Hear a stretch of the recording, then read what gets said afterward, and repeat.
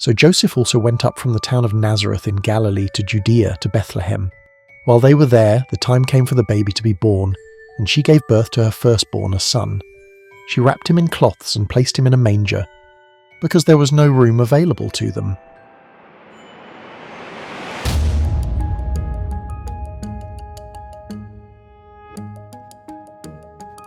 The nativity story is a familiar one, but when you really think about it, the story is quite dramatic. And as someone who has just had a baby recently, it's hard to imagine not having access to a standard healthcare facility when you need it. That was 2,000 years ago. But you may be surprised to hear that there are women in this region today still struggling to have a proper place to give birth. Generally, when you look at a map, it gives you a pretty good idea of where the citizens can go in a country. I mean, that's kind of the whole point of a map. Here's a map of Canada, Brazil, Italy. The borderline might be where there's an ocean or another country, but for the most part, what you see is what you get. Here's another one that's a bit more complicated. This is the map of the West Bank. However, you need to zoom in just a little bit more to see the reality on the ground for the Palestinians that live here. These orange areas are the places that are actually under control of the Palestinians. And maps can only tell you part of the story. To understand what this is really like, you need to meet the people that live in this reality. Meet Fadia. عندي أطفال متزوجة من سنة 2020 عندي طفلين وحامل في الثالث. And when Fadia needs medical care during her pregnancy, she comes to this health clinic supported by World Vision. The clinic provides basic prenatal care, ultrasounds, some lab work. So for anything more complicated, including giving birth, Fadia needs to leave her community. And this is where the real challenge begins. It's not challenging because the roads don't exist or anything. See, this is what they look like. بده 3-4-5 ساعات على الحاجز حتى يمرق. يعني قبل فترة أنا كان عندي طلق يعني بمعنى إنه وجع. يعني الأسبوع اللي فات قعدت من الساعة 3 لذا العشاء حتى وصلت الدار. Those fragmented zones you saw on the map, they are separated by military checkpoints, these blue dots. And these checkpoints control when and if a Palestinian can move around the West Bank.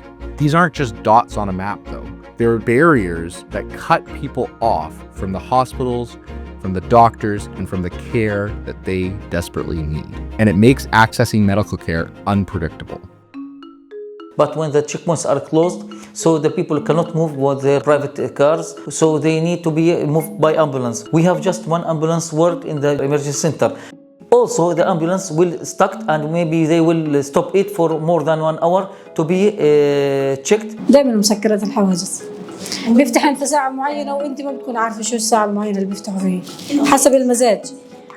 Imagine being pregnant and not knowing if you're going to be able to get to a hospital when you go into labor. And not knowing if you'll be giving birth in a car or in an ambulance, and whether you or your baby will survive. A UN report between 2000 and 2007 showed that 68 women gave birth at checkpoints, and more than half of the children died. And while this report may be older, births at checkpoints are not just a thing of the past. In 2007, there were 54 checkpoints and barriers. Now, there are more than 800. My colleague Abby is the one that traveled to the West Bank to hear the stories of pregnant women and their experiences with healthcare here. Hey, how's it going? Hey, Chris. I'm good, thanks. One of the people that I met was Qatar. She's a trained midwife who works with the Palestinian Red Crescent Society, and she was trained by World Vision. This was the first time her daughter was giving birth. This is the first time she's been pregnant, went into labor, and the family called for an ambulance from their home. And one thing to understand is that these types of journeys typically take 10 to 15 minutes if there are no restrictions or access challenges on the road. This specific journey ended up taking this family several hours and on side roads because the checkpoints were all closed. The next thing you know, Hanan's daughter was giving birth in the ambulance on this side road. Oh my gosh. And what made things worse is that Hanan's daughter was experiencing a very high-risk situation. رح تموت البنت.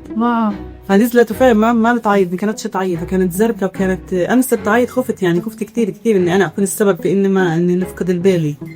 Thankfully, the story does have a positive ending.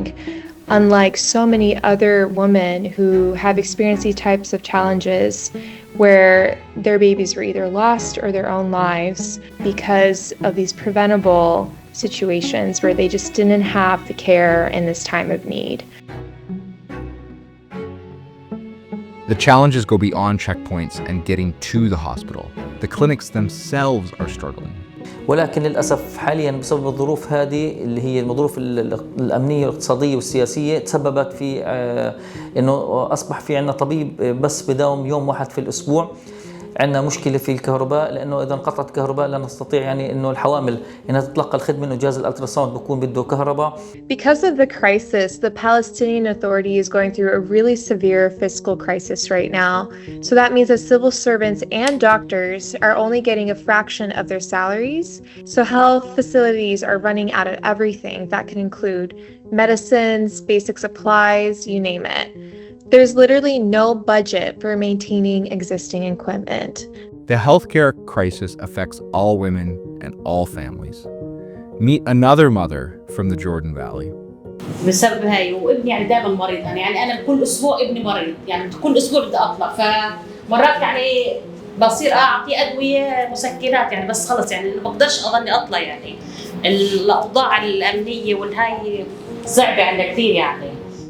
And then there's the cost. Even if you can reach this care, can you afford it? يا دوب ماشيين حالنا يعني بظروفنا كثير صعبة بسبب الأوضاع يعني الحوار بالاحتلال وهيك الأمور هالأشياء والشغل يعني خفيف جدا. So a lot of workers in the West Bank relied on employment outside of just the borders. And because of that and because of the heightened restrictions, now they just don't have any jobs and they have to try and find local opportunities, and it's a time where just none of it exists.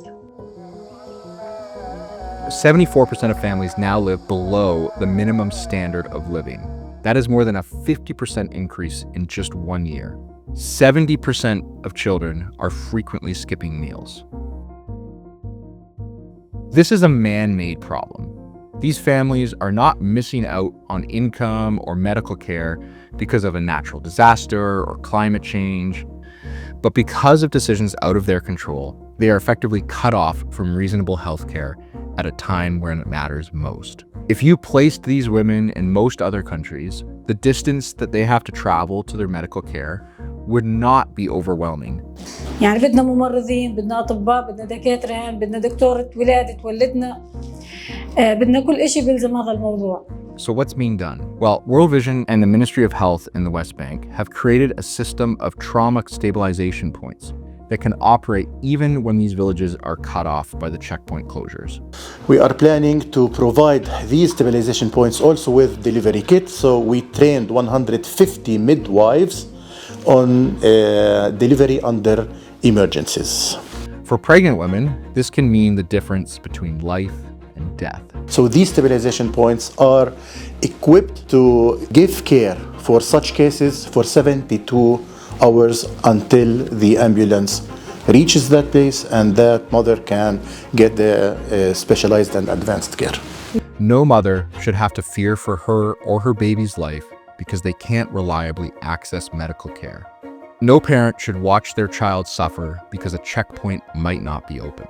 The women of the West Bank deserve the same access to healthcare that people everywhere take for granted.